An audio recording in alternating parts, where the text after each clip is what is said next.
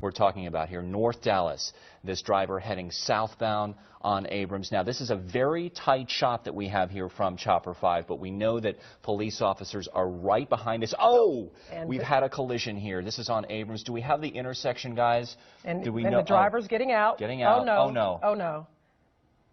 And that's very angry confrontation here with the driver who was just hit. And another person in the other car got out, and they seem to have that driver. Those are citizens that he hit at that intersection. Yes. They're restraining him. You have to imagine police are close by. Yeah, the police cars are pulling up at this time, and those are officers right there trying to take him into custody. And I did want to remind our viewers we are on a little bit of a tape delay, although our audio is live. And now you can see police officers on top of the suspect.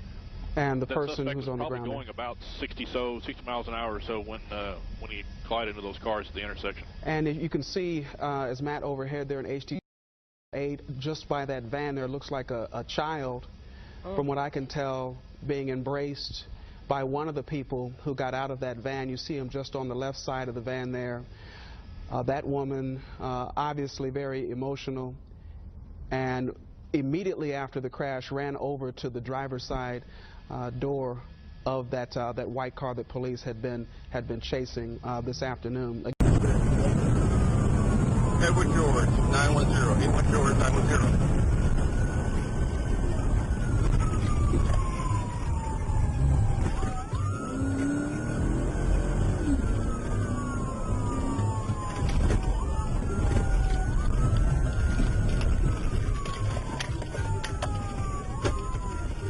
He crashed.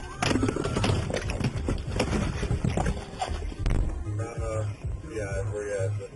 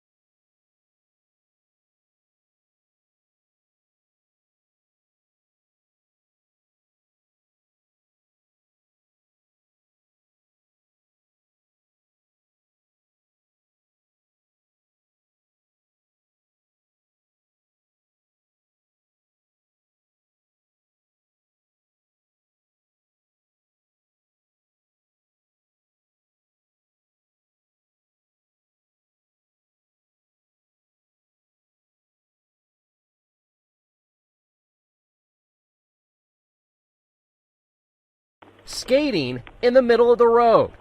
To cops, it's an obvious no-no, and Deputy Daniel Zazumbo makes a stop. You got your ID on you? But less than 20 seconds into the exchange, I don't care, you're right in the middle of the road. the border bails, and the fight is on.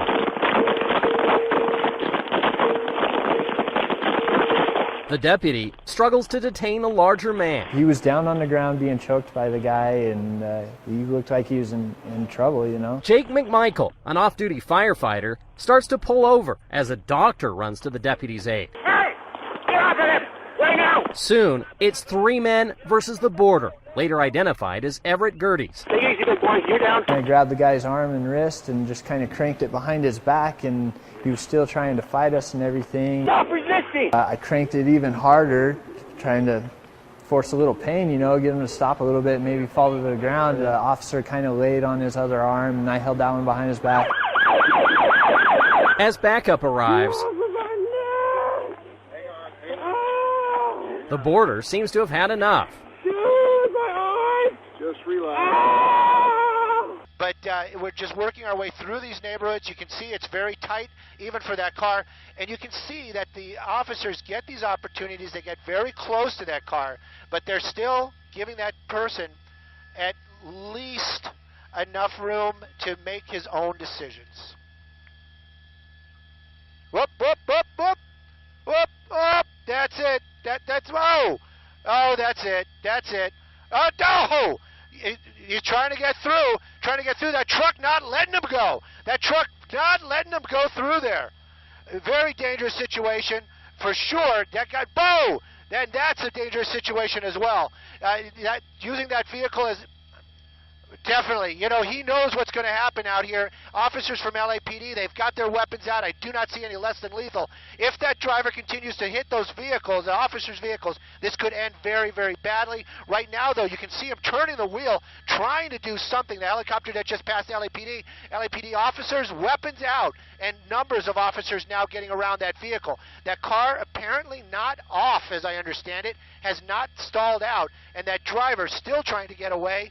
Very dangerous situation for those officers. Heading to back north now on 45. Thank you, Doc. With HPD, I mean, right on his trail there. In fact, HPD heading in front of, is that, okay, No. we see him now, okay. Trying to get down to the feeder road or trying to get down to a surface street. Doors open. Here's the doors opening right now. The suspect then trying to. Not getting out just yet, though. He's still going. This will be back into the neighborhood just at the I-45 and 610 interchange, and there he goes. There's an officer. Oh. Well, we're not sure what's happening. This may be a citizen that has helped him out. This may be a citizen. Looks like it. A police pursuit in Southern California ended with the help of a quick-thinking Samaritan. You're seeing the pursuit here. Suspect crashed a stolen car during the chase, hopped out, sprinted across those 3 lanes of traffic, as you see, but continued to try to get away on wheels, but on a skateboard this time. No, he didn't. Driver of that red truck, the Good Samaritan we're talking about, blocked the way. Officers were able to close in, cornering the guy, and took him down. The man now in custody. Skateboard, really? Hey, do what you got to do. This, he's slowing down quite a bit here. This is an interesting indicator. And he's in Gorman proper right now. You see that truck right there. Oh, I see. Well, they've got the right lanes coned off right here, but not sure why that is. Look at this. He goes right around that car. And but he's really going slow right now. We're not sure why. Maybe getting into some construction-related traffic here. That's what it looks like. No, this is a real mess right here. Look at this.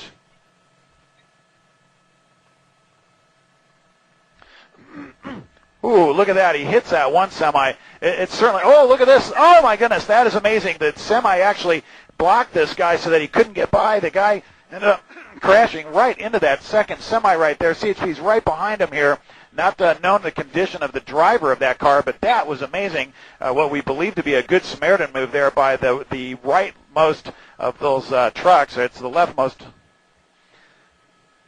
Yeah, they did that, and they did a great job of stopping this guy. Look at this. One chippy comes over the top of that. Hey, you guys, watch out. They'll come. Get out of the way. Get out of the. There was probably about 15 kids present in the park at the time. About 3 of them almost got hit. They actually had to jump out of the way, and I would say he had to have been going at least 60. I mean, in the parking lot. The teenager went on quite a joyride before he ended up here at this park in Syracuse. It started in Duchesne County, where police say the 14-year-old stole his grandpa's car and drove it several hours back toward his home in Sunset. We caught up with him, and when the officer initiated the traffic stop, he did not slow down. My heart dropped. I honestly thought one of those kids was going to die. Police say the 14-year-old weaved at high speeds through neighborhoods and eventually turned into this park. That's when officers called off the chase for fear it might endanger the kids there. It was a quick-thinking parent who jumped in his truck and rammed the stolen car finally ending the chase. The 14-year-old is expected to face charges and is behind bars at a nearby detention facility. Neither driver was hurt in the crash. Get out of the way! Honestly, I haven't stopped shaking since it happened. I'm just glad that everybody's safe.